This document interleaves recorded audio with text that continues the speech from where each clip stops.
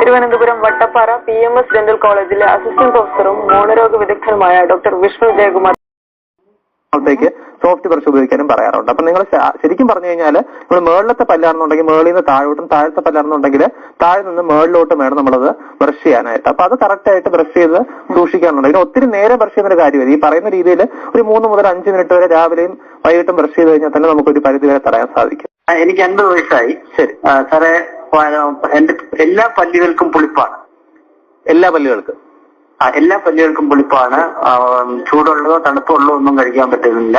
ഒരു 5 വർഷമായി ഇപ്പൊ ഇത് ശക്തമായി തുടങ്ങിയത്. അപ്പൊ ഞാനൊരു ഡോക്ടറെ കണ്ടപ്പോൾ അദ്ദേഹം വാൻറ്റേജ് എന്ന് പറയുന്ന ടൂത്ത് പേസ്റ്റ് പ്രിസ്ക്രൈബ് ചെയ്തു. ഞാൻ സ്ഥിരമായിട്ട് രാവിലെയും വൈകിട്ട് ഉപയോഗിക്കുന്നുണ്ട്. ആദ്യ സമയത്തൊക്കെ എനിക്കൊരു റിലീഫ് ഉണ്ടായിരുന്നു. പക്ഷെ ഇപ്പൊ ആ പുളിപ്പ് കൂടി വരുന്നുണ്ട്. ശരി. അപ്പൊ അത് ചെയ്യേണ്ടത് ആദ്യം ഒരു ഡെന്റിസ്റ്റിനെ കാണുക. ഈ സാധാരണയായി പല്ലുകൾക്ക് പുളിപ്പുണ്ടാകാൻ കാരണമെന്ന് പറയുന്നത് നമ്മുടെ ഹാർഡ് ബ്രഷ് 3 ടൈപ്പാണ്: soft brush, medium brush, hard brush. ഈ സോഫ്റ്റ്, മീഡിയം, ഹാർഡ് എന്ന് പറയുന്നത് ബ്രഷുകളുടെ നാരുകളുടെ ഒരു കൺസിസ്റ്റൻസിയാണ്. അപ്പൊ എനിക്ക് തോന്നുന്നു സാർ ഉപയോഗിക്കുന്നത് 50 വയസ്സായല്ലേ? 50 വയസ്സായി.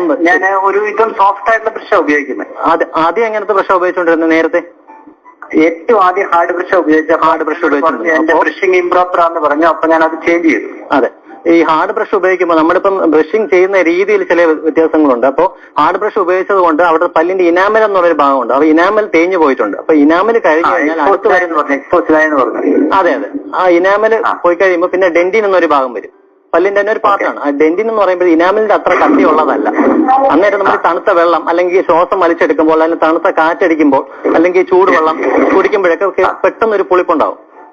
അതെ. അപ്പൊ അതിന്റെ ചെയ്യേണ്ടത് ആദ്യം ഡെന്റിസ്റ്റിനെ കണ്ടതിന് ശേഷം പല്ലിന്റെ ഏത് ഭാഗത്താണ് തേയ്മാനം ഉള്ളതെന്ന് നോക്കുക.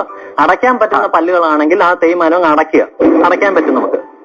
അല്ലാന്നുണ്ടെങ്കിൽ അതിന്റെ ട്രീറ്റ്മെന്റ് ഓപ്ഷൻ എന്ന് പറഞ്ഞത് ഈ പറയുന്ന പോലെ വേര് ചികിത്സ ചെയ്യുക, എന്നിട്ട് ക്യാപ്പ് ഇടുക, അല്ലെങ്കിൽ വേര് ചികിത്സ ചെയ്യാതെ തന്നെ ഒരു ക്യാപ്പ് ഇടാം.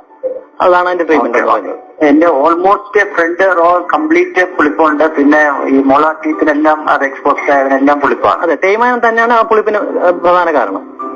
പിന്നെ ഒന്ന് പ്രോപ്പറായിട്ട് നന്നായിട്ട്, അതായത് പല്ല് തേക്കാത്തത് ഒരു കാരണം തന്നെയാണ്. തീർച്ചയായിട്ടും ആ സമയത്ത് നമ്മുടെ വായിക്കകത്ത് ഇൻഫെക്ഷൻ വരികയും ആ ഇൻഫെക്ഷൻ വഴി മോണരോഗം വരികയും അതിന്റെ ഒടുവിലത്തെ സ്റ്റേജായ പെരിഡോണ്ടൈറ്റിസ് എന്ന് പറയും നമ്മൾ. അതായത് ഈ പല്ലിന് ആട്ടം വന്നതിന് ശേഷം പല്ലിളകി പോകും.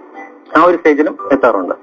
പക്ഷെ ഈ മോണരോഗം കുറച്ചും കൂടി സങ്കീർണമായ ഒരു അവസ്ഥയാണോ?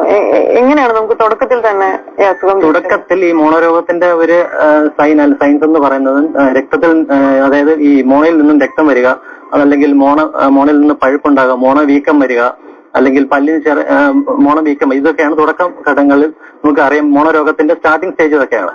അല്ലെങ്കിൽ ആഹാരം കഴിക്കുമ്പോൾ ഇപ്പം ആപ്പിൾ അല്ലെങ്കിൽ ഒരു പഴം കഴിക്കുമ്പോഴത്തേക്കും നമ്മൾ കടിക്കുമ്പോഴത്തേക്കും ആപ്പിളിൽ ഈ പറയുന്ന പോലെ ഈ രക്തം ഇരിക്കും.